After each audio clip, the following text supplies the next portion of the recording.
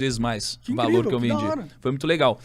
E o mais interessante é que o cara que comprou de minha empresa foi a primeira pessoa que confiou em mim, que era meu sócio, ele apertava parafuso na Mercedes, cara. Era um cara que Caralho. apertava parafuso, confiou em mim, eu confiei nele de volta, e hoje ele ganhou muito dinheiro. Né? E é um cara que, porra, Fez muito dinheiro. fez muito dinheiro. Exatamente, ele criou riqueza. E aí, como que a gente então ganha dinheiro na Bolsa de Valores? Faz dinheiro. Como que a gente Agora faz dinheiro na Bolsa de agora Valores? Exatamente. Pô, uma empresa, se ela vale R$1 milhão, se ela aumenta o lucro dela, os investidores, eles acreditam que essa empresa vale mais. Então, o preço das ações dela aumentam também. Então, o seu equity nessa empresa aumenta. O quanto você, como investidor, tem dinheiro, aumenta. A empresa não vai ganhar mais dinheiro se as ações dela subirem. Não no preço de hoje. Só que os acionistas, geralmente que trabalham na empresa, têm uma posição em ações da própria empresa e esse preço sobe. Então, o patrimônio deles aumenta. Mas se o preço subir ou descer, essa empresa não necessariamente vai ganhar mais dinheiro. A não ser que ela venda parte das ações que ela ainda possui. Porque as empresas... Exatamente. Entendi. Porque assim, o preço subir ou cair é um reflexo de se ela está ganhando mais dinheiro ou não. Entendeu? Então, não necessariamente o preço subir faz ela ganhar mais dinheiro ou menos. É exatamente ao contrário. A empresa tem mais lucro, aumenta o preço das ações, né? Mas É porque imagino que aí os sócios vão ter mais resistência em vender, porque eles estão ganhando mais dinheiro também. E aí isso ajuda a subir o preço, será? Cara, um pouco, mas tem uma coisa que as empresas fazem que é o seguinte, se a empresa acha que as ações dela estão muito baratas, ela faz um buyback. Então ela pega o buyback ali. Ele pega Esse é o melhor buy. é o melhor buy. Ele pega o dinheiro que tem na conta dela, porque imagina, tem uma empresa, ela tem um dinheiro na conta corrente dela, ela pode investir ou ela pode falar, ué, as minhas próprias ações estão mais baratas, estão muito baratas. E ela vai e compra ações da própria empresa. Então, quando ela compra ações da própria empresa porque estão baratas, ela tira ações de circulação e logo ela compra ações. Então, o preço sobe, porque ela faz uma força de compra muito grande. Então, tem uma parada que estão falando aqui no Brasil de tributar dividendos. Né? Então, pô, tem os dividendos que são isentos, né? O cara não para de tributar, Tiagão. Por quê, cara? Cara, Porque tem que pagar mamata, né, mano? Sei Quem que lá, vai pagar o esses jatinho cara, dos mano. políticos? tem de tudo. Quem que vai pagar o jantar? Então, A lagostinha? só que aí a parada é assim, talvez isso não resolva, porque se eles começarem a tributar o lucro, as empresas vão distribuir menos lucro e vão usar esse caixa para recomprar as próprias ações. Ou seja, tudo que esses caras inventam tem como a gente sair, cara. Tá ligado? Ou tem como... Por exemplo, se eles entrarem... Não, a gente não, porque o cara... O pobrão. O pobre, o cara que tá fudido, ele vai se fuder, porque... Ele não Porque tem ele tá opções. fudido, ele não tem opções. Agora, uma grande empresa, ou o cara que tem muito dinheiro, o caralho, ele vai dar um jeito, porque Ele tem um sempre jeito. tem opção. Cara, quando você quer mexer em imposto, é sempre uma discussão delicada. Mas assim, geralmente, quem tem mais condições não é tão impactado quanto as pessoas gostaram que fosse. Porque o cara tem mais condições e ele fala, tá bom, então vocês vão querer fazer isso aqui, eu vou e mudo de país. Então assim, você teve o Saverin do Facebook, né? Se eu não me engano, tem uma história de que pô, o cara ganhou muito dinheiro. Aí ele falou, vocês vão me tributar tudo isso aqui? Ele foi lá e levou para outro país, entendeu? Então assim, se você começa a ter um país que não é atrativo para quem tem muito dinheiro, esses caras vão levar essa riqueza para outro lugar e vão trabalhar em outro lugar. É uma burrice, porque se esse cara continua aqui e reinveste essa grana, ele gera mais emprego, ele gera mais riqueza, gera mais muita coisa. Na minha opinião, as empresas elas não deviam ser taxadas em nenhum momento.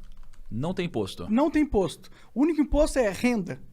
Tá ligado? Lucrou, a empresa lucrou, dividiu lucro, tipo, fez renda pras pessoas, tem aí um imposto. Mas produto, comércio, empresas, eu não acho que... Porque eu acho que todos os impostos ali, eles causam uma distorção no mercado que não é positiva pro mercado. Cara, eu não tenho, assim, eu reflito muito sobre isso, eu não tenho uma resposta na minha cabeça ainda, mas o que eu acho é o seguinte, qualquer coisa que dificulte a vida do empreendedor, cara, vai jogar contra todo mundo, especialmente contra a classe mais pobre. Exatamente. Velho. Sabe? O empreendedor pode ser um cara malvadão, mas geralmente, para ele crescer, ele precisa ter muita gente crescendo junto Não também. importa a índole do cara, uma empresa ela tem que ser útil, né? Pra crescer. E o próprio mercado vai punir uma empresa que não for útil. Então, se a empresa não agregar valor, não for bom, não tiver um produto bom e não for boa para os funcionários e para ninguém, cara, ela deixa de existir em algum momento. O mercado faz esse filtro, né? Ele deleta essas empresas do mapa.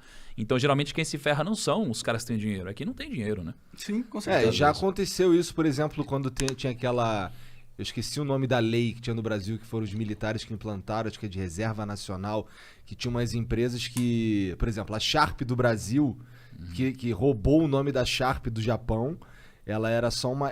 o cara pegou, falou que ia fazer esse nome aqui no Brasil, Sharp, e aí eles começavam a fazer... não é roubar patente, mas roubar propriedade intelectual, por exemplo. Teve uma época que a Dynacon, que é uma outra empresa brasileira que faliu também, eles pegavam e copiavam tecnologia de fora pra vender aqui, porque tinha um protecionismo bizarro. E essas empresas, tudo que elas faziam era copiar. E aí quando acabou essa porra, que abriu para as outras empresas chegarem, e esses caras sumiram, porque era ruim. Quando é ruim, some. Exatamente. Então, a livre competição, cara, ou o mercado competitivo, ele joga a favor, né? Da criação de riqueza, da eficiência, geralmente. Então, por isso que eu vejo que, assim. tipo, você vai taxar a empresa, ok, mas o importante é você taxar o lucro, o supérfluo, que quando o cara tá, tipo, só tenho dinheiro pra ter, aí você taxa. Mas quando o cara tá usando esse dinheiro pra produzir mais dinheiro de alguma maneira, por que você vai dificultar o cara a criar riqueza, a fazer dinheiro? Ao invés de incentivar. Exato. Porque lucrar não tá fazendo nada, você tá só, né, lucrando, você tá, já fiz a riqueza, agora tô pondo no bolso, aí ok. Mas quando o cara tá fazendo... Cara, é uma discussão bem complexa aí, cara. Eu não tenho resposta, não. E provavelmente eu tô falando merda aqui. Não, acho que você não tá falando merda, O que você acha dessa parada da Renda Brasil que os caras estão fazendo agora? Que vai dar dinheiro pra todo mundo, assim, um pouco. Cara, eu não tenho muito uma opinião formada também, não, pra ser sincero. Assim, cara, o que eu vejo como conceito filosófico da coisa, tem uma parada que eu ouvi uma vez de um cara muito inteligente que ele chamou de a teoria da cesta básica, né? Que é o seguinte: se tem alguém precisando de ajuda, você vai e você ajuda, você dá uma cesta básica para essa pessoa, você socorreu a pessoa. Aí se você vai, essa pessoa continua precisando de ajuda e você dá mais uma cesta básica, você ajudou essa pessoa. Só que se essa pessoa vai lá e precisa de novo de ajuda e você ajuda de novo, na verdade você começa a atrapalhar essa pessoa. Então isso aqui é uma coisa que eu ouvi e se aplica, por exemplo, para parente que pede dinheiro, sabe? O parente vai lá, pede dinheiro, você vai lá e dá. Aí pede dinheiro, você vai lá e dá. Pede dinheiro, você vai lá e dá. E chega uma hora que ele se acomoda. Então acho que quando alguma iniciativa do governo, seja o que for, ela vem para ajudar, para contribuir, para socorrer, eu acho legal. Quando vem num ponto que passa desse ponto que é socorrer e ajudar e começa a criar uma zona de conforto, eu acho ruim. Então, por exemplo, quando a gente fala de Bolsa Família, eu acho que tem muita gente que aproveita isso legal. Só que tem gente que também se acomoda. O difícil é, qual que poderia ser um filtro para que isso funcionasse? Mas eu acho que aí... Entende? Eu concordo com você. Mas aí eu acho que o caso é o quanto vale pra sociedade ter essa pessoa acomodada, ganhando pouquinho, ou ter essa pessoa na merda fazendo merda, entendeu? Acho que a gente tem que fazer esse cálculo também. Será que não é melhor, tipo, deixa o cara acomodado com R$1.000 por mês? Você estaria feliz com R$1.000 por mês? Não. Nem eu, nem ninguém aqui dessa sala, eu imagino. Mas se o cara tá R$1.000 por mês, ok, deixa ele lá vivendo a vida medíocre dele pra vida, pelo menos não vai dar problema pra gente. É que o ponto é esse, o ponto é que tem gente que tá acomodado, mas que não estaria acomodado se tivesse que correr atrás das coisas. Entendo. É tipo um familiar, eu vejo, que às vezes nasceu num berço de ouro, e aí, pelo contexto, ele não se motiva a correr atrás de nada, porque não teve no berço essa educação e porque para que ele vai fazer alguma outra coisa? Então ele acaba não criando valor para a sociedade e para ninguém. Agora, se existe um conceito em que desde sempre é incentivado a fazer isso, sei lá, tem alguns países que incentivam um pouco mais esse pensamento para frente, de crescimento, isso aqui poderia voltar para a sociedade de alguma forma, entende? Então, existe o custo que você falou, né, de um cara que só faria cagada, existe a zona de conforto, mas existe o terceiro ponto, que é se esse cara produzisse, né? Exato.